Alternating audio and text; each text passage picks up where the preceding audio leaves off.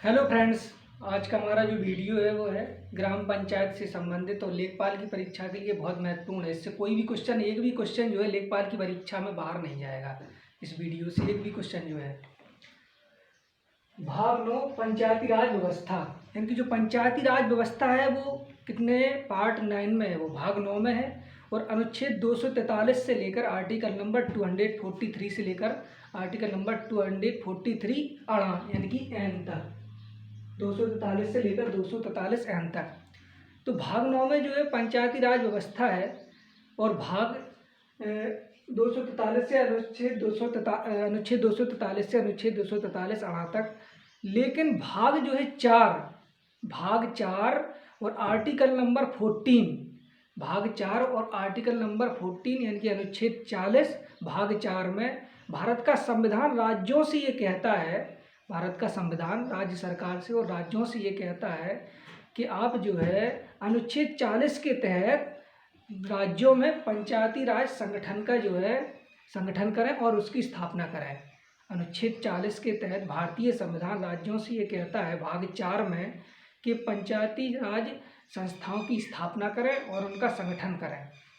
अनुच्छेद 40 में अगर आपसे क्वेश्चन आ जाए कि पंचायती राज संस्थाओं का जो संगठन है या उसकी स्थापना है वो किस आर्टिकल में है, तो वो आर्टिकल नंबर 40 यानी कि अनुच्छेद 40 वो भाग 4। और पंचायती राज व्यवस्था आ जाए तो वो भाग 9 में है। और आर्टिकल कहाँ से कहाँ तक है, तो वो 243 से 243 अड़ा तक। तो भाग 9 में ये बातें हैं।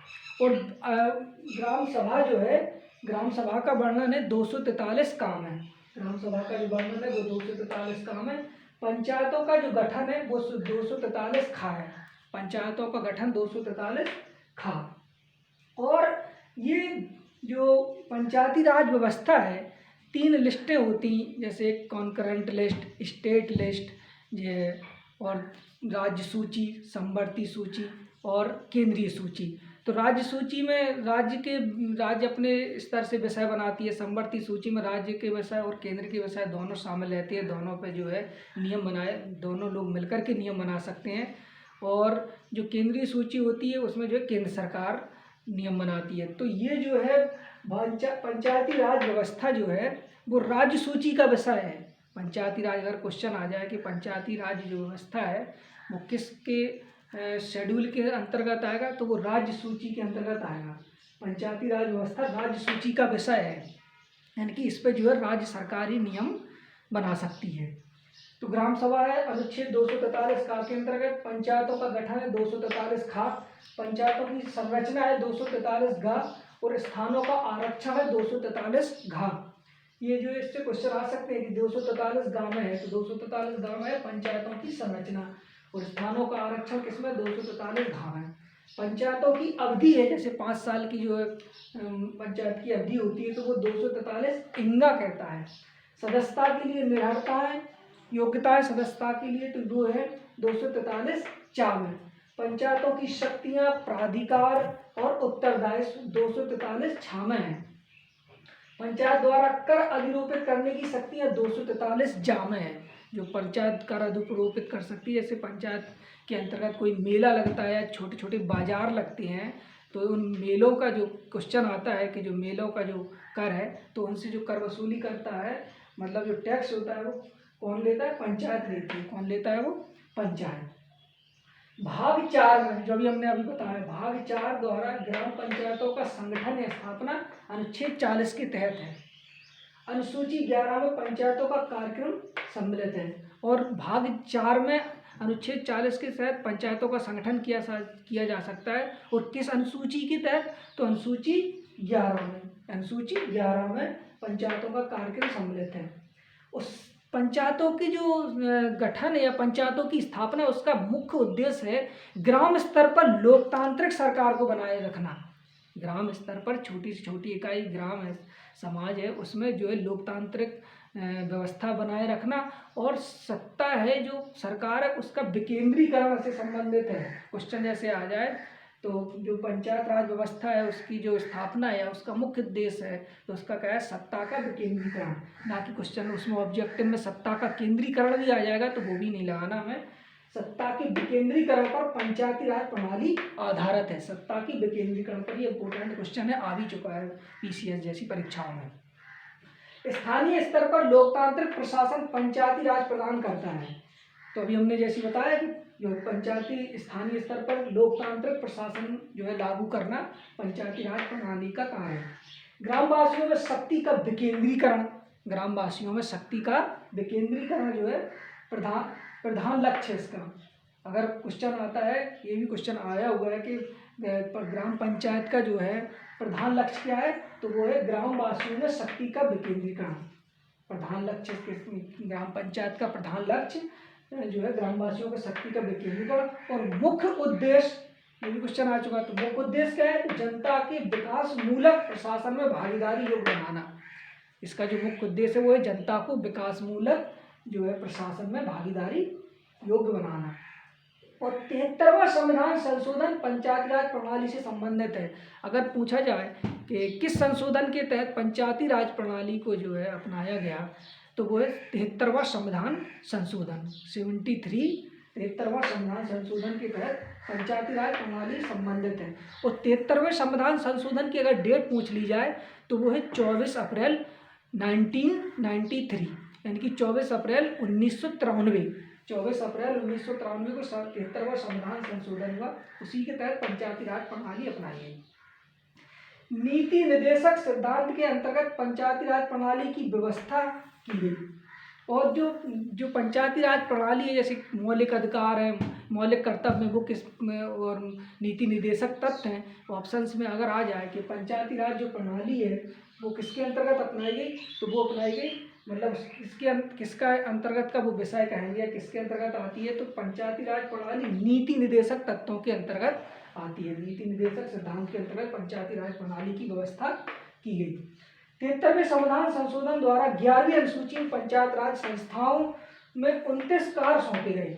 अगर 73वें संविधान संशोधन हुआ और उसमें 11वीं अनुसूची जोड़ी गई और उस अनुसूची में जो है कितने कार्य, कितने विषय शामिल है, तो उसमें 29 विषय शामिल हैं। कितने विषय शामिल हैं? 29।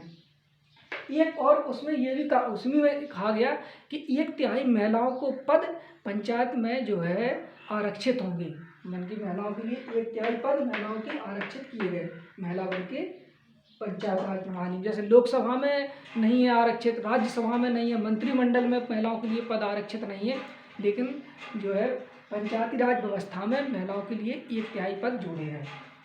और महिलाओं के लिए जो है ऐसा महिला वर्ग को जोड़ने का जो सुझाव है उसके पक्ष में थे, तो वो राजीव गांधी थे। कौन थे? राजीव गांधी। हालांकि जो पंचायत राज प्रणाली है उसके विशेष मुख्य पक्षधर थे जो है गांधी जी। और तो 29 कार्य सौंपे गए, 1/3 पद महिलाओं को आरक्षित किए गए। पंचायती राज संस्थाओं के चुनाव में आरक्षित संस्थाओं को चुनाव जो चक्रानुक्रम से भरे जाने का प्रावधान है। जो पंचायती राज संस्थाओं उसके चुनाव में जो आरक्षित स्थान है, पंचायती राज चुनाव में जो आरक्षित स्थान है उनको किसमें? चक्रानुक्रम में। ऑप्शन आ गया तो आप लगाना चक्रानुक्रम से भरे जाने का प्रावधान। पंचायती राज संस्थाओं के चुनाव में आरक्षित स्थानों को चक्रानुक्रम से भरे जाने का प्रावधान है। और जैसे पंचायत भंग होती है तो कितने जो है दिनों के अंतर, कितनी अवधि के अंतर्गत, कितने समय के अंतर्गत उसके दोबारा चुनाव होंगे, तो वो होंगे 6 माह के अंतर्गत। पंचायत राज के विघटन के उपरांत चुनाव कराने का प्रावधान है 6 माह के अंतर्गत। और ऐसा कौन कराएगा 6 माह के अंतर्गत? उसके चुनाव आयोग कराएगा या केंद्र सरकार कराएगी? तो ऐसा कराएगा, इसका जो आंसर है वो राज्य निर्वाचन आयोग पंचायती राज संस्थाओं के निर्वाचन के लिए उत्तरदायी होगा। राज्य निर्वाचन आयोग पंचायती राज संस्थाओं के निर्वाचन के लिए उत्तरदायी। क्वेश्चन आ जाता है कि जो चुनाव का विघटन है तो पंचायत को जो चुनाव है वो कौन कराता है? तो वो कराता है राज्य निर्वाचन आयोग। पंचायती राज का जो प्रारंभ है, पंचायती राज का प्रारंभ 2 अक्टूबर जो है 1959 ईस्वी में हुआ था। पंचायती राज का जो प्रारंभ है वो 2 अक्टूबर 1959 में। और इसकी जो स्थापना क्वेश्चन आ जाता है वो कहाँ से, मतलब इसे लागू किया गया, तो राजस्थान के नागौर से। नागौर में, राजस्थान में नागौर जिला है, राजस्थान के नागौर से। तो पहला इसका जो स्टेट था, पहला राज्य था राजस्थान, और दूसरे इसके अगर क्रम में आ जाए तो दूसरा क्रम में है आंध्र प्रदेश। पहली जो है पंचायत राज व्यवस्था राजस्थान में लागू हुई, दूसरी आंध्र प्रदेश में, वो 2 अक्टूबर 1959 महात्मा गांधी के तिथि के तहत। तो ग्रामीण क्षेत्र के सामाजिक और एवं सांस्कृतिक उत्थान के लिए सामुदायिक विकास कार्यक्रम, ग्रामीण क्षेत्र के सामाजिक एवं सांस्कृतिक उत्थान के लिए सामुदायिक विकास कार्यक्रम कब चलाया गया? 2 अक्टूबर 1952 के प्रारंभ में किया गया। अगर एक क्वेश्चन और इससे आता है कि ग्रामीण क्षेत्र के सामाजिक एवं सांस्कृतिक उत्थान के लिए सामुदायिक विकास कार्यक्रम 2 अक्टूबर 1959 के प्रारंभ किया गया। इसका सार था लोक भागीदारी। जो ग्रामीण क्षेत्रों में जो है सांस्कृतिक भागीदारी हो, सामुदायिक विकास हो, तो वो ऐसा कार्यक्रम कब चला? 2 अक्टूबर 1959 में। पंचायती राज की दृष्टि से महत्वपूर्ण प्रतिवेदन बलवंत राय मेहता समिति का प्रतिवेदन है। जो त्रिस्तरीय समिति है, तो वो दी है, त्रिस्तरीय समिति दी बलवंत राय मेहता समिति ने। और बलवंत राय मेहता समिति का जो गठन है वो 1957 में किया गया। बलवंत राय मेहता समिति का गठन 1957 में उस समिति का गठन किया गया, और उस समिति ने अपने सुझाव जो है 1959 में दिए। 1959 में उस समिति ने अपने सुझाव दिए। तो उसमें जो है बलवंत राय मेहता समिति ने का गठन अगर क्वेश्चन आ जाए तो 1957 में दिए, और उसकी जो है लागू किया गया उसे 1959 से।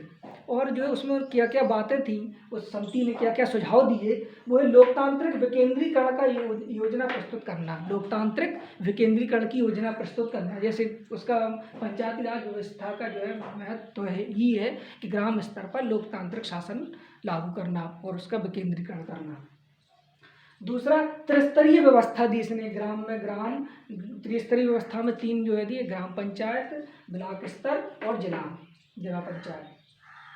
तो ग्राम, ब्लॉक और जिला पर तीन जो है इसने इसके स्तर बताए बलवंत राय मेहता समिति का। क्वेश्चन ये बहुत आया हुआ है कि त्रिस्तरीय प्रणाली जो है किसके सुझाव पर जो है लागू हुई, तो वो ही बलवंत राय मेहता समिति के स्तर पर त्रिस्तरीय प्रणाली सुझाव हुई।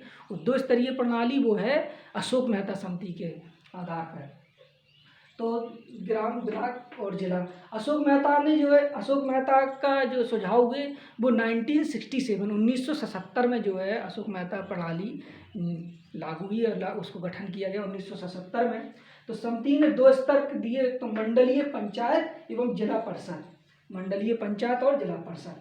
पंचायती राज के चुनावों में जो राजनीतिक दलों को खुले तौर पर चुनाव चिन्ह के आधार पर भाग लेने का सुझाव दिया था वो अशोक मेहता समिति ने दिया था। यानी कि पंचायती राज जो चुनाव होते हैं तो उसमें